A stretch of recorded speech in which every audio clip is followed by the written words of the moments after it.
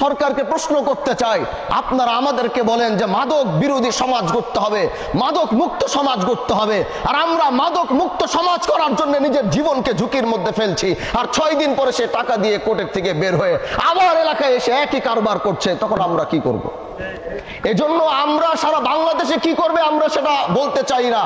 আমার সারা বাংলাদেশ যদি আমার কন্ট্রোলে থাকতো তো সারা বাংলাদেশে আমি ঘোষণা দিতাম, কিন্তু শিবচর আমাদের আওতার মধ্যে আছে, শিবচরের 19টা ইউনিয়ন আমাদের আওতার মধ্যে আছে, শিবচরের প্রতিটা গ্রাম আমাদের আওতার মধ্যে আছে। আমরা শিবচরে অন্তত এই ঘোষণা দিব, এই ঘোষণা দিয়েছি, তারা ছুটে আসবে, কিন্তু আমাদের অনুমতি ছাড়া তারা বাড়িতে থাকতে পারবে না। এটাই আমাদের ফাইনাল ডিসিশন থাকবে। তাদেরকে আমরা যাদেরকে একবার হাজতে পাঠাবো তাদের নাম লিস্ট থাকবে, কোনো কারণে যদি তারা আসবে, তারা যাওয়ার সাথে সাথে এলাকার মুরব্বীদেরকে নিয়ে বৈঠক করে তার বাবাকে ডাক দিয়ে বলে দিতে হবে, খবরদার যদি আপনার সন্তানকে আমাদের অনুমতি ছাড়া ছুটিতে ভালো হইতে পারে 6 মাস এলাকায় থাকবে না, কাউকে 1 বছরের জন্য ঢুকতে দিব না। যে ভালো হবে তাড়াতাড়ি সে তাড়াতাড়ি আসতে পারবে, যে ভালো হইতে পারবে না সে এলাকায় আসতে পারবে না। যদি এইভাবে আমরা কাজ করি ইনশাআল্লাহ, ইনশাআল্লাহ বলছি ভাই, ইনশাআল্লাহ বেশি দিন সময় লাগবে না মাদক মুক্ত শিবচর গড়বার জন্য। এজন্য আপনাদের সহযোগিতা আমাদের প্রয়োজন। বাবা হয়ে ব্যর্থ হয়েছেন, আসেন আমাদের সাথে হাত মিলান। চাচা হয়ে ব্যর্থ হয়েছেন, ভাই হয়ে ব্যর্থ হয়েছেন, আসেন এবার আমাদের সাথে হাত মিলান, আমাদেরকে একটু সহযোগিতা করেন। আমরা আপনার জন্য বিনা স্বার্থে, কোনো স্বার্থের জন্য আপনার কাছে আসি নাই, আপনার থেকে কোনো টাকার বান্ডিল নেওয়ার জন্য আসি নাই, আমরা আপনার নিরাপত্তা দেওয়ার জন্য এসেছি। আপনার সন্তানকে সমাজে প্রতিষ্ঠিত সন্তান গড়বার লক্ষ্যে এসেছি। আপনাদের কাছে আমাদের কোনো চাওয়া নাই, যখনই আমাদের ডাক আসবে ওই সময় আপনারা আমাদের সাথে থাকবেন তো ইনশাআল্লাহ।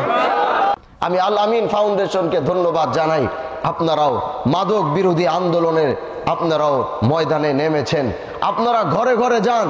আজকে এই এলাকায় যেহেতু আমি পাড়া দিয়েছি, এই এলাকায় আমি যেহেতু উপস্থিত হয়েছি, মাদক কারবারি ডিলারদেরকে তাদের কানে গিয়ে বলে দেন বাহাদুরপুর থেকে হানজালা সাহেব এখানে এসেছেন, আজকে কথা বলে গেছেন, ওদেরকে আলটিমেটাম দিয়ে দেন।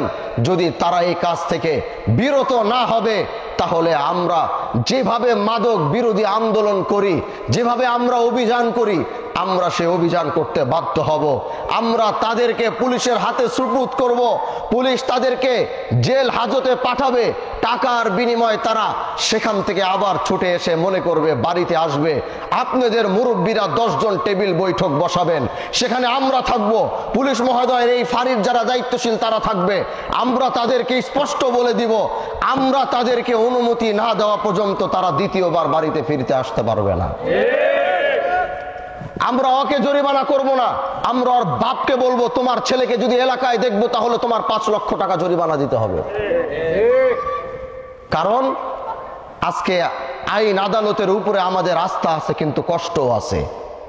কষ্টটা কেন সেটা আমি সব জায়গায় বলি। কষ্টটা একটা কারণ, আমাদের নেতৃবৃন্দ, আমাদের লোক নিজের জীবনকে বাজি রেখে, ভাই যারা নেশা করে তারা বাবাকেও চিনে না, মাকে চিনে না, আপনাকে আমাকে কি চিনবে? তারা আমার উপরে আপনার উপরে ছুরির আঘাত করতে বিন্দু পরিমাণ চিন্তা করবে না।